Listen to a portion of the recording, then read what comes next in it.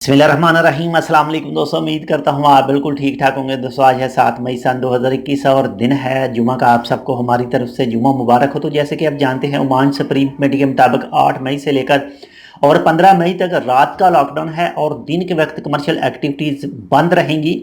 लेकिन 14 दुकानें ऐसी हैं जो खाने पीने की हैं, उनको इजाज़त है। इसके बाद में 12 ऐसे ऑफिस और कंपनियां हैं जिनको खुला रखने की इजाज़त है। और कुछ दोस्त कमेंट करते हैं कि क्या बड़ी गाड़ियां जो हैं उनको भी इजाज़त होगी दिन और रात यानी 24 घंटे चलने की।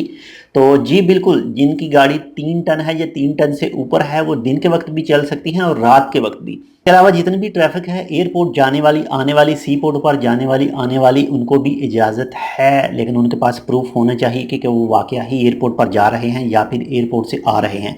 इसके अलावा जो हॉस्पिटल वगैरह हैं वो भी खुले रहेंगे। इसके बाद में जो होटल हैं उनको 24 घंटे खोलने की इजाज़त है, वो खोल सकते हैं। लेकिन वो पार्सल और जो डिलीवरी है सिर्फ वही दे सकते हैं। लेकिन डिलीवरी भी वो दे सकते हैं जिनकी कंपनी ऑलरेडी रजिस्टर है डिलीवरी के लिए।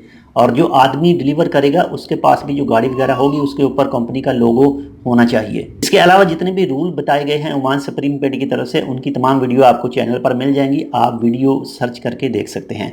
तो मिलते हैं आपसे दूसरी अपडेट के साथ। अगर आपने अभी तक हमारा ये channel tech with Urdu blog subscribe नहीं किया तो आप इसको सब्सक्राइब कर सकते हैं।